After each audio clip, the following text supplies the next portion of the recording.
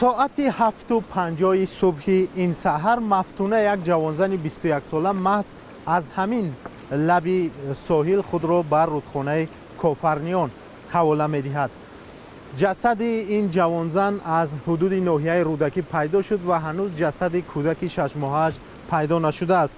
شاهدان حادثه میگویند هرچند وقتی این جوانزن را در لب رودخانه دیدند از او خواهش کردند که خود را حواله ندهد، اما بزاری و تولای آنها گوش نداده خود و کودک 6 ماهه‌ای که سر دستش بود حواله داده است. شاهدان میگویند از صحبت‌هایی که او داشت احتمال این زن در پی بحث خانوادگی خود را به دریا انداخته باشد.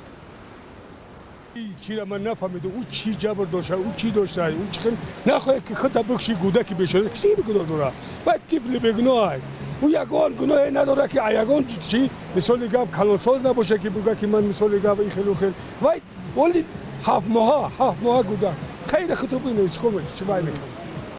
همین 7 یا 7 نیم بود من در طور کپرک بودم. من اصلا در طور کپرک نبودم، پایان بودم، آدمو دیدم بالای کپرک رفتن. من رفتم جا آب بالای آب میبرورش با تایوش میکنم. من برم لای آب برم کارچی یادم کنم دیگه قوتی همون رفتن هم نداشتم. رنگی شوک بغل دیدم. چند قدر روی آب بودش؟ خودش خیلی کوششی برآمدن نداشت؟ نه دیگه با فکرم از هوش رفته بود یا همجا مردگی بود. راستی یک کودک داشتم میده، کودک دخمه تولشدگی بود، کودک خانوادگی بود، کودک شما همجا الحمدلله تولد کردیم. با اوشان خواست که مایده شده خدی گهواره میگن چی میگن با که عادت یوزی را برانشه، ولی ما مقصد شرایط نداریم، این نداریم، اون نداریم، دین دور پیش رفته که میگه گفته بودیم که ما شرایط نداریم.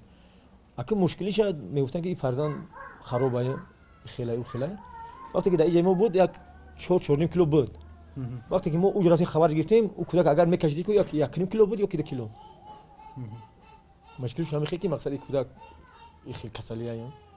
آخران با کی گپ زدید؟ اینا میشه ساعت 11 شب. دختر چی گفتم؟ او دختر قدیم خگو که من ببین همین کار کردم که من همین گولک شکای دادم، من نرفتم که پچورا برام. انا برای همه خیس زدم.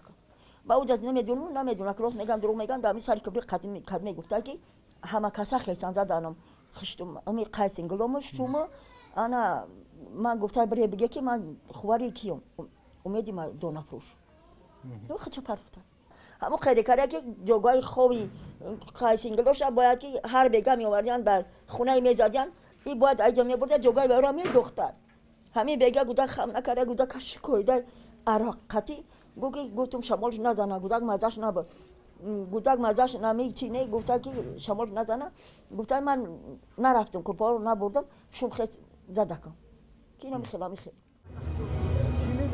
نزدیکان آیت الله شوهر مفتونه حالا در بازپرسی قرار دارند. رئیس دهه قنقلی فیض‌آباد که این خانواده را در دادستانی همراهی میکرد روز 3 اپریل در صحبت تلفنی زیر خشونت قرار داشتن مفتونه را رد کرد. یگان با این در پرکرتای وحدت مکان بیان ماشیزم اولی خوب اولی بهترین برکه چیزی رو بگم چیه که مثلا با اون ملت مسئول داشتن در فاما داشتن اولی بهترین بود خاطر کوشش داریم چی سبب چی شد. در رابطه با حادثه خودکشی مفتونه با طفل 6 ماهه پرونده باز شده است. حالا آیت الله جوریف شوهر مفتونه در بازداشت بوده. تفتیش این حادثه از جانب مفتشان دادستانی شهر وحدت ادامه دارد.